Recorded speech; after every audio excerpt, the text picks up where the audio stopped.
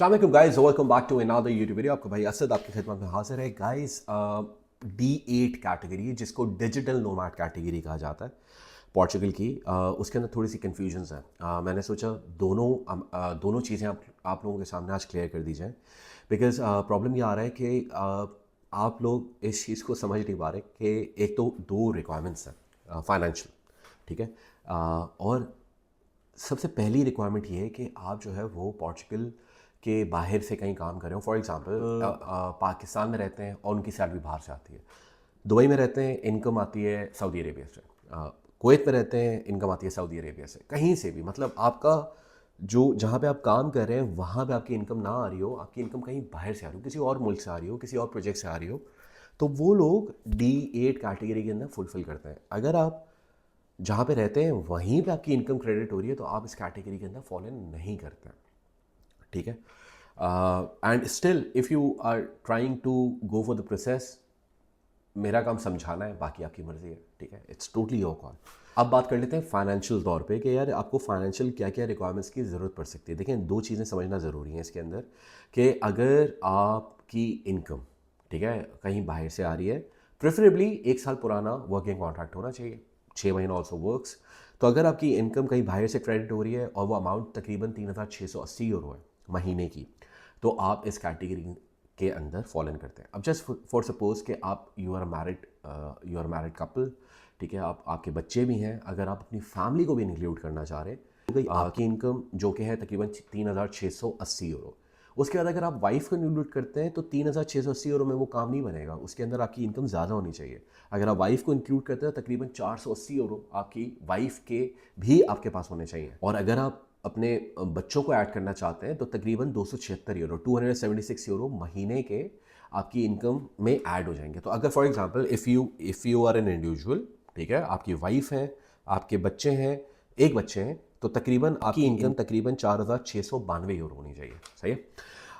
सो ये तो हो गई इनकम रिक्वायरमेंट। ये वो इनकम रिक्वायरमेंट है जो आपकी होनी चाहिए, कम से कम भी, ज़्यादा हो तो बेहतर है ऑब्वियसली। अगर आपकी इतनी इनकम है तो डेफिनेटली आप जो है इस कैटेगरी के अंदर आप फुलफिल करते हैं इनकम रिक्वायरमेंट्स को और आप इस कैटेगरी को टारगेट कर सकते हैं। But this is not the only requirement. इसके अंदर एक और चीज़ जो लोगों को नहीं पता, क्योंकि काफ़ी सारे कंसल्टेंट या तो इस पार्ट को मिस कर जाते हैं या एंड में सरप्राइज देते हैं, तो बेहतर ये कि आप अभी समझ लीजिए इस चीज़ को कि एक तो हो गई आपकी इनकम रिक्वायरमेंट, दूसरी आपके पास एक लमसम 1 साल का बफर अमाउंट होना चाहिए।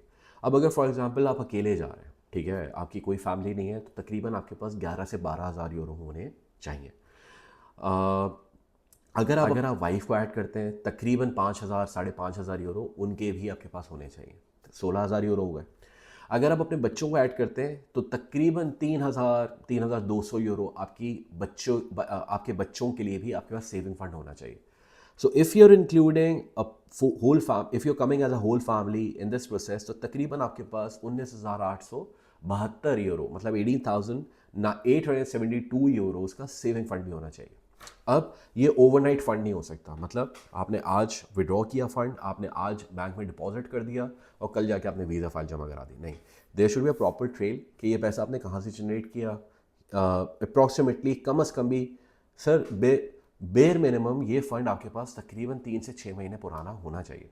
फॉर एग्जांपल, आप हमारे पास आए, आपने बोला यार असद प्रोसेस स्टार्ट करना है D8 का, हमने आपकी आईडीज़ अप्लाई की, आपका बैंक अकाउंट खुलने के लिए गया, बैंक अकाउंट जैसे ही खुला तकरीबन 20,000 यूरो का तो फंड आप अपने अकाउंट के अंदर पार्क कर दें, ठीक है। और कोशिश ये कीजिए, if you from the middle east, appointments का इतना इशू नहीं है, बिकॉज यहाँ पे 3 से 4 महीने के अंदर पूरा प्रोसेस हो सकता है D8 कैटेगरी का, D2 का, D7 का, मिडल ईस्ट से हो सकता है। बट फ्रॉम पाकिस्तान साल सवा साल का टाइम लग जाएगा। ऑब्वियसली मैं बार बार बता रहा हूँ, don't get into this trap कि हो जाएगा 3 महीने में, 4 महीने में, नहीं होगा सर। आपके अपॉइंटमेंट्स पाकिस्तान से बहुत मुश्किलों से आ रहे हैं, साल सवा साल तक का टाइम लग रहा है। But if you starting the process from Middle East, 4 5 महीने 6 महीने, within 6 months the whole process can get completed. Like आपका वीज़े तक का प्रोसेस की बात कर रहा हूँ। यूएई से काफ़ी दफ़ा बेनतहा दफ़ा बता चुका हूँ, सिस्टम ऐसा है कि आप जो है आपको अपॉइंटमेंट्स लेने में प्रॉब्लम आता है।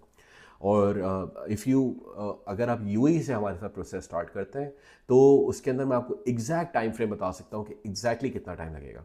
ठीक है। एक इसके अंदर बोनस पॉइंट बता देता हूँ। देखें, हाउसिंग कॉन्ट्रैक्ट प्लीज़ लीजिए कि आप जाके वहाँ पे रहेंगे का। देखें, दो चीज़ें रिक्वायर्ड होती हैं वीज़ा ऑफिसर को एसेस करने के लिए आपकी प्रोफाइल को।